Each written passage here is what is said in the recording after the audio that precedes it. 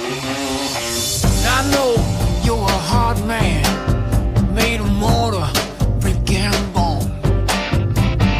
Riding hard all your life, searching for something you can call your own. You never ride alone again.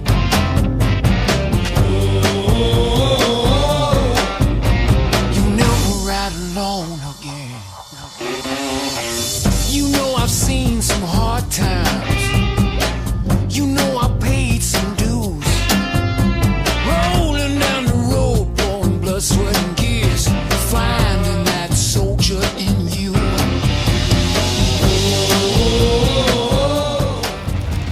E aí, jovens, tudo bem? Meu nome é Éder Boncompanhe, eu sou natural de São Paulo e eu vim aqui contar como é que o motociclismo entrou na minha vida. Eu era pequeno, criança, né? E assistindo o filme Top Gun, assim, eu gostava de ver aquela cena do Tom Cruise lá, correndo com a GPZ 900, e aquilo era surreal, assim, né? Foram duas paixões por um bom tempo, que foram aviões e moto, né? Como eu não fui para aviação, eu acabei indo para o motociclismo. E aí, mais para frente, eu acabei tendo contato com uma mobilete da Agrale, que meu pai acabou comprando. Foi a primeira vez que eu meio que guiei alguma coisa com motor. Foi legal, mas logo ele já vendeu, deu fim nela, ele fez um rolo. E aí só lá quando eu tinha 18 anos eu acabei arrumando uma RX 125, 2 tempos da Yamaha, que estava toda torta, toda bem detonada, e a gente deu uma reformada nela e eu fiquei com ela um pouquinho. Foi, bem dizer, oficialmente minha primeira moto. Desde então, a vida do motociclismo acabou pegando aí um rumo e uma proporção bem gigantesca, porque eu acabei indo trabalhar como bombeiro da Polícia Militar do Estado de São Paulo por um bom tempo e depois eu acabei saindo, né?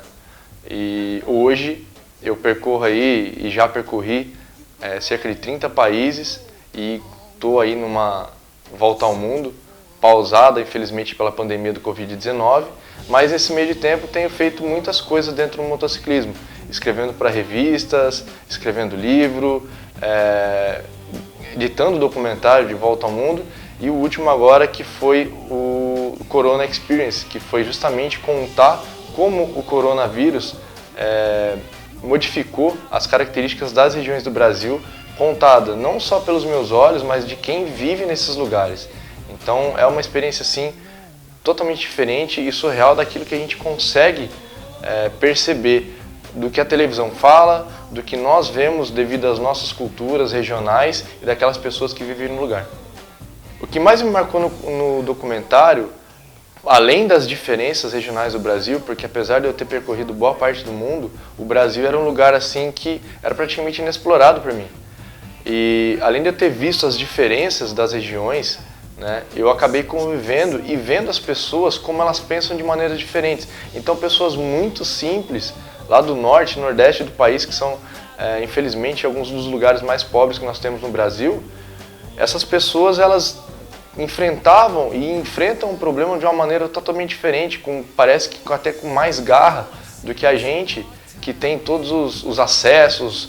Parece que tudo aquilo que a gente tem de conforto e de tecnologia, de resposta até da própria sociedade, nos acoberta de tal maneira que nós criamos um medo, uma casca de não poder sair para o mundo aí fora.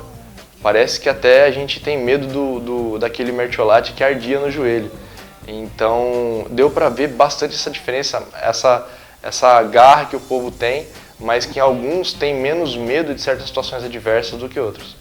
Eu acho que, claro que cada pessoa tem uma ótica, né? Às vezes você acorda num dia que você não está bem e você tem uma resposta totalmente diferente daquela que você teria no dia anterior. Então, imagino que as pessoas, como são, né, indivíduos totalmente diferentes um do outro, e ainda mais acentuado pelas culturas regionais que elas têm, então isso muda bastante. E aí entra a questão de profissões, né? A gente teve contato com policiais militares, pessoas aí que trabalham na área de saúde, caminhoneiros, ambulantes. Então todas as pessoas têm uma ótica totalmente diferente daquilo que pode ser apresentado e daquilo que para elas realmente representa um problema. Porque quando alguém até pergunta no motociclismo o que é um perrengue, né? Quando você passou o perrengue, às vezes você não passou, porque você não considerou aquilo como um problema muito grande. Foi apenas uma situação onde você cresceu e talvez até um atraso bem-vindo, que lá na frente aquilo se tornou algo assim totalmente benéfico. Diferente de você estar ali com, de repente, até um pensamento mais pesado, talvez até depressivo, que vai te colocar para baixo e falar, nossa, aquilo não vai resolver um problema, e aí você entra numa bola de neve, numa espiral descendente que vai te levar para o fundo do poço. Então, eu acho que essa situação das pessoas, como elas encaram, tem muito a ver com como está o dia a dia, a realidade dela, financeira, saúde. Então acho que isso é um grande fator que impacta essas diferenças. Eu passei pelos estados do Rio Grande do Sul, Paraná, Santa Catarina, São Paulo, Minas, Goiás, Tocantins, Pará, Maranhão, Ceará, Piauí, Pernambuco, Bahia, Rio de Janeiro. Foram esses estados que eu passei. Talvez eu tenha esquecido de algum, porque lá no Nordeste os estados são bem pegadinhos, mas acho que foram esses aí. Bom, como eu disse na minha apresentação, eu sou de São Paulo, embora eu tenha vivido a minha primeira infância em Minas por 10 anos, assim, direto. Então eu acabei conhecendo uma outra realidade, crescendo uma realidade um pouco diferente do que é a cidade de São Paulo, que eu morando no sul de Minas. Depois, voltando para São Paulo por alguns problemas de família, fiquei lá por um bom tempo também, e aí foi quando eu entrei no Corpo de Bombeiros e aí acabei sendo transferido para dentro do estado de São Paulo, entretanto na divisa com o estado do Paraná. E isso já dá uma diferença muito grande, porque por mais que São Paulo tenha uma carga de população, digamos assim, mais europeia, você tem uma miscigenação muito grande porque é um foco de imigração enorme, né? Todas as pessoas acabam indo porque acaba sendo o centro de mais desenvolvimento, de mais recursos no país. Então, você começa a ter contato com culturas diferentes. E isso eu via muito porque eu ficava naquele eixo sudeste, sul, e depois, indo pro nordeste, mais para o norte, você vê uma população totalmente diferente, com costumes totalmente diferentes, o jeito de andar, de vestir, de cantar, são coisas assim que você anda às vezes o mundo. Eu vou dar o exemplo, por exemplo, a América Latina, né? Você anda, por mais que os países sejam diferentes, embora todos eles falem a mesma língua, você consegue conectá-los a uma origem, né? Que no caso seria a colonização espanhola, mesmo com diferenças, comidas, roupas, mas elas não fogem tanto aquilo que tanto a cultura pré-colombiana, de índios e tudo mais, mas aquilo da cultura espanhola. Nós tivemos uma carga grande por conta dos portugueses e depois teve lá os africanos, depois os europeus, depois árabes. Então a miscigenação é absurda. O Brasil dá para você comparar com uma situação cosmopolita como a Europa. É uma coisa gigantesca, com várias culturas num lugar onde todas convivem. E eu ouso dizer que o Brasil é de longe o país mais harmonioso dentro dessas diferenças possíveis, pelo pouquinho que eu conheci do mundo aí. O novo amanhã, acho que vai mudar, mas eu acho que as pessoas vão ter mais medo. Elas vão ter medo de viver. Uma das coisas que eu ouvi até, foi que as pessoas elas têm hoje um distanciamento social natural pela tecnologia. Hoje você usa muito telefone, computador. Hoje você tem uma criança que cresce com um tablet ou um computador na mão e os pais até se distanciam disso, até por situação de emprego, tem que trabalhar. Antigamente você tinha, normalmente a mulher que ficava em casa, hoje ninguém fica em casa, independente de situações, não porque a mulher ou porque seja o homem, mas alguém ficava em casa, você tinha essa proximidade com a família. Hoje você já não tem a condição de ter isso pelas as condições de vida que você tem. Isso falando mais da situação que eu vivo nos grandes centros. E esse distanciamento, aliado àquilo que é esse excessivo cuidado e essas excessivas informações, inclusive negativas, que nós vemos através de jornais na televisão, né? Você vê muito programa que fica só falando de crimes, assassinatos e tudo mais. Você acha que o mundo ele é um perigo, assim, surreal até. É algo que você começa a se cuidar demais. Então, além do distanciamento gerado por situações tecnológicas, o medo da própria civilização, de onde você vive, cara, isso vai tornar um negócio que ou a gente vai criar uma geração que vai ser totalmente amedrontada. Eu não acho que vai ser uma coisa boa, né? As pessoas vão ter medo de errar, vão ter medo de tentar infringir até uma regra. E não porque infringir regras é ruim, mas porque às vezes é necessário para que se imponham novas regras, porque aquelas antigas já não fazem mais efeito ou não condizem com aquilo que aquela sociedade nova está vivendo. Então eu acho que esse medo de errar, esse medo de viver, vai ser uma coisa que vai tornar impacto. Eu acho que até essas viagens de longa distância que a gente faz, que hoje a gente já tem muito medo de fazer, como vai ser, se vai quebrar a moto, se não vai. Hoje até os veículos, você tem muita eletrônica, você tem veículos elétricos, como você vai reparar isso? Entendeu? Então acho que essa coisa da aventura, de sair do desconhecido, não sabendo o que vai acontecer, eu acho que isso vai cair bastante por um bom tempo, até que de repente uma nova geração se incomode e queira de novo sair rumo ao desconhecido aí e desbravar, porque a gente, se você comparar, por exemplo, com os colonizadores que vieram aí, cara, aqueles navios eram absurdamente perigosos. Fizeram uma réplica da nau pelo fato do aniversário do descobrimento do Brasil e não conseguiram navegar ela com a tecnologia antiga. Tiveram que colocar motor, fazer alguma coisa porque não conseguiram. Então já era uma coisa obsoleta, desconhecida já, mas porque ela não tinha estabilidade, eles não conseguiam fazer a estabilização da nau. Então a gente entende que aqueles caras, eles não sabiam, não conheciam, mas não a falta de medo, mas eu acho que o excesso de coragem deles era um negócio surreal. E eu acho que esse excesso de coragem, essa vontade de conhecer, ela vai cair bastante.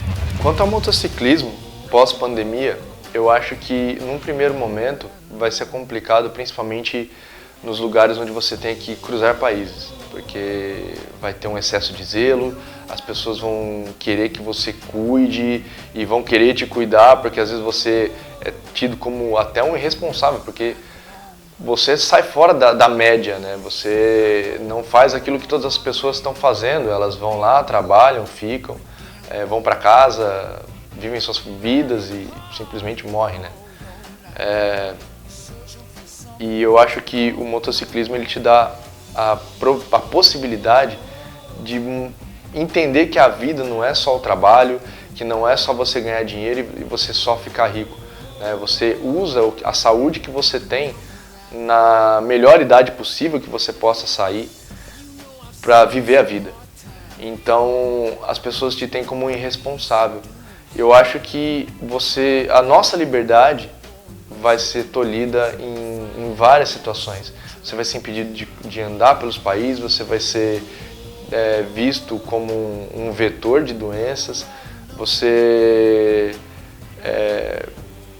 vai ser visto até como uma coisa meio tóxica. Então, eu acho que isso, no primeiro momento, vai afetar, além do que a violência, a miséria gerada por essas situações de não poder trabalhar, de algumas coisas que você simplesmente não recebeu dinheiro, ou até pelo empobrecimento dos próprios países, né? Porque, enfim, você não vende, você não tem como receber o dinheiro.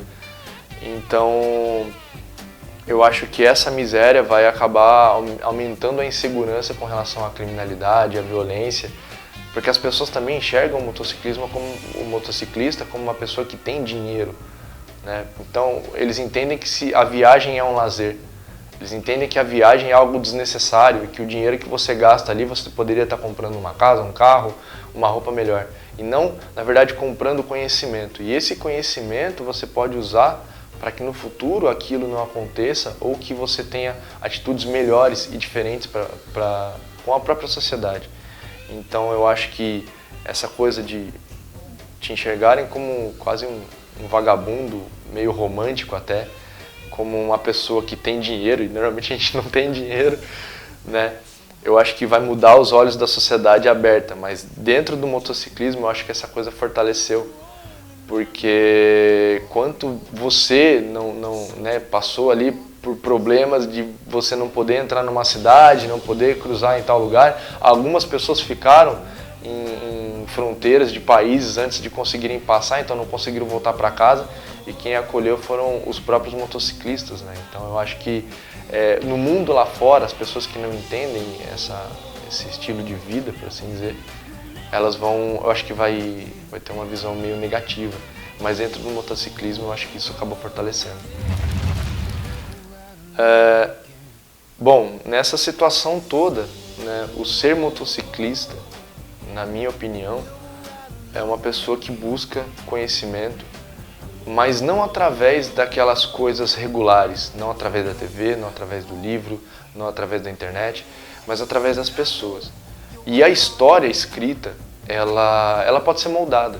A história a gente sabe que ela é escrita por quem venceu.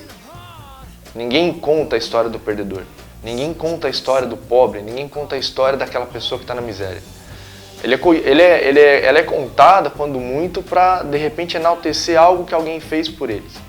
Mas quando você vai e entende que a política, a riqueza, que está lá em cima, que todo mundo se degladia por isso, não tem nada a ver com o que as pessoas vivem no dia a dia, as pessoas pobres, as pessoas que estão lá embaixo, que não ligam para isso, que simplesmente tem que ganhar o seu sustento, que tem que comer, que tem que manter a sua vida e tentam viver o melhor possível e às vezes, com tão pouco, vivem assim uma felicidade assim gigantesca. Então eu acho que o conhecer a história e conhecer a vida por essas pessoas é o interessante. Você se faz uma pessoa melhor. Você entende que o seu mundo é aquilo que você está cercado, é aquilo que você se cerca. Você se fecha no seu mundo e o mundo é grande. Então é como talvez uma viagem interplanetária, né? A gente não conseguiu fazer isso na real, mas talvez se colocar no mundo do outro seja uma viagem interplanetária possível, né? Você é o ET, você está visitando um terreno, um planeta onde você não conhece, você está visitando uma realidade onde talvez você não entenda porque aquilo aconteça. E isso é legal, isso te enriquece, te dá outros pontos de vista. Você consegue entender que os problemas, eles são passageiros. Você consegue entender que se o problema não vai passar, ele simplesmente não é um problema, porque você não tem como resolver. Então você deixa ele para lá e parte para outra. Então eu acho que isso funciona dessa maneira, é aprender da vida, é aprender a viver a vida, mas com quem vive. E não com quem conta, não com faz de conta. A mensagem final é um negócio diferente, né? Você, normalmente, quando você está do outro lado da câmera e você pergunta, deixa uma mensagem, você não sabe o que esperar. E você ouve várias mensagens finais. É um negócio que ouvir mensagens finais, para mim, acaba sendo comum. Mas você falar nunca e é difícil você, pelo menos para mim, expor às vezes alguns sentimentos e abrir. Mas eu acho que quando você entra na vida para viver, não importa o que aconteça. Eu vi muita morte na minha vida, vi mais morte do que muita gente deveria ver. E vi gente nascer, vi gente morrer, vi gente queimada, carbonizada, calcinada, despedaçada. E isso te muda, porque você entende que a vida não é só passar por aqui. Que às vezes algumas coisas ruins acontecem e às vezes algumas coisas que você faz não são tão boas, mas você faz, e quando você faz essas coisas pensando em algo bom, às vezes vale a pena. Não que os fins justifiquem os meios, mas às vezes a dor é necessária. Às vezes passar por situações te faz crescer assim como muitas pessoas estão aproveitando a pandemia para crescer, estão perdendo pessoas. E assim como outras simplesmente não... só estão passando. Só estão aqui, só estão vivendo, só estão subindo nas suas motos e não deixando aquela criança no posto dar uma aceleradinha. Mas enfim, isso faz parte da vida. Isso são coisas que tem que acontecer. E a gente veio aqui com data de validade. A gente só tem que viver o melhor que der, sem desistir, e não importa o que aconteça. Só tem que ir.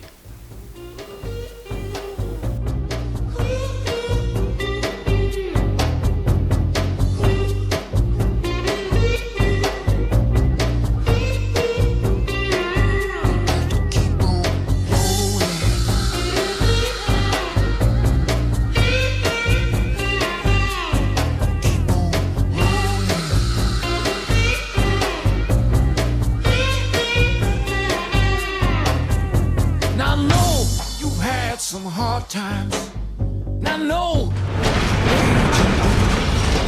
you've been rolling down the road all your life, just searching for a heart that